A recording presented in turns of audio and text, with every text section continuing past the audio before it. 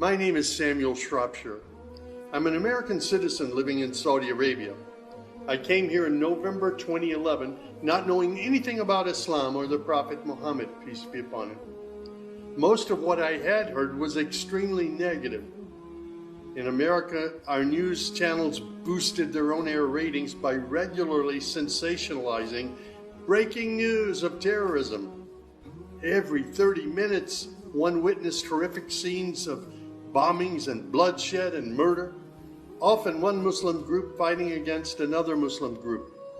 As killings and beheadings took place, there were always the shouts of Allahu Akbar, God is great. I was invited here to Saudi Arabia by Safi Kaskas to work on what was known as the Q Project. Dr. Kaskas wanted to produce a new, easy-to-read American translation for the next generation of young Americans.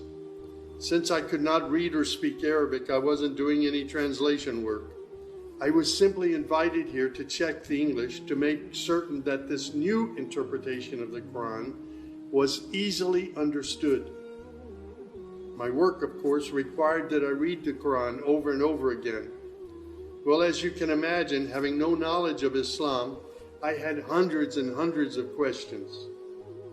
I was shocked as I read to find that Jesus, peace be upon him, was often mentioned in the Quran. Jesus was presented as one of the greatest prophets.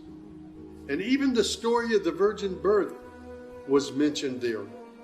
Many of the miracles that Jesus had done, I found them in the Quran. There were even a couple of Jesus miracles mentioned in the Quran that were not mentioned in the Bible. Evenings were mostly spent alone in a bedroom that had been set up for me in Dr. Safi's office.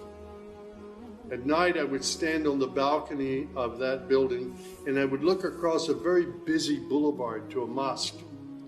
And I would hear the calls to prayer. I would see men and women coming to the mosque and leaving the mosque. Children were playing football in the mosque parking lot. Except for the minaret, it appeared to me to look like a typical Christian church in America. My heart longed to be in that mosque. I felt compelled by God to go there. A few months later, I got up the courage to walk down the street and to knock on the door of Taqwa Mosque. Now, nobody knocks on the door of a mosque. Normally, they just open the door and they walk right in. But I was not sure how I'd be received, so I stood there knocking until someone came to the door. That person simply said, "May I help you?" I said, "My name is Samuel. I'm a Christian from the United States. Is it okay if I come inside?" And that man, Shafiq Zubir, who was the caller to prayer, he reached out and he hugged me and he said, "Of course, come in." I sat in the back of the mosque during prayer times for 3 days. I didn't understand what was going on. I saw men standing, bowing, putting their heads to the floor as the Imam led them in prayer. I had little knowledge about what was happening, but I felt God's presence in that mosque. And the men of Taqwa Mosque were so friendly to me. After 3 days, I asked Shafiq if he could teach me the first surah of the Quran, Al-Fatiha. This was a necessary element in praying the 5 daily prayers. I was memorizing sounds, but I didn't know what the sounds meant. So I started comparing them with an English translation I had, and I realized that there was nothing in Al-Fatiha that was inconsistent with Christian teaching. There I read the encouraging words that God was the most merciful, the distributor of mercy and forgiveness. My heart was being strangely touched by the words of the Quran and the love displayed by the men of Taqwa Mosque. Dr. Sadiq Malki would later drive me to the Islamic Education Foundation in Al-Hamra neighborhood of Jeddah, where I said Al-Shahada. According to Islam, we're all equal. There's none above another.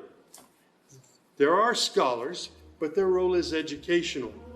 As for the relationship with God, it's personal, it's direct. The faith itself is simple and clear. It's summed up in just 6 points. There is one true God who is unlike any other being. He is neither born, nor does he give birth. He has neither spouse nor offspring. Nothing is comparable to him. He's all-powerful. He knows everything perfectly. He is the most merciful. Secondly, a belief in angels who are indeed the servants of God. They obey God's bidding and they do whatever they're commanded to do. They don't have any free choice. Thirdly, there's a belief in divine revelations. Islam acknowledges that God revealed scriptures including the Torah, the Gospel, the Psalms. However, down through the ages, many of these divine revelations had become distorted and somewhat corrupt. The Quran, which also contains God's revelations, is intact. It hasn't changed from the very beginning. The Quran, which also contains God's revelations, is still intact in its original form. Fourthly, there's a belief that in all earlier prophets and God's messengers, not just Muhammad. They believe in Abraham and Isaac and Moses and Jesus and hundreds of other prophets. They believe that the prophets were the best of mankind. Muslims believe in the last day. That's to say, this includes the belief in all that God and his messenger have told us about what happens after death, including recording of good and bad deeds, the resurrection and the gathering of all creatures, the reckoning that will take place on the great judgment day, the prophet's intercession, as well as heaven and hell. Man's ultimate aim will be to save himself on that day. Muslims believe in the divine destiny of predestination. Whatever God wills is certain to take place, and what he has not willed will never take place. This present life is a test for man, and man should endeavor to pass this test. These tenets of faith appeared to me entirely consistent with human nature. And then I asked, how can one become a Muslim? My search showed me that one needs to fulfill 5 specific duties, which are called the pillars of Islam. These are: first, a declaration to believe and to say verbally, I witness that there is no other deity other than God, and that Muhammad, along with all the other prophets, is God's messenger. Prayer is an important part of a Muslim's life. Muslims seek to maintain the 5 daily prayers. These are spread out over the day and night. Thirdly, there's the zakat. 2.5% of one's property is an obligatory charity, provided that one owns more than a certain threshold and holds it for a year. Then there's fasting.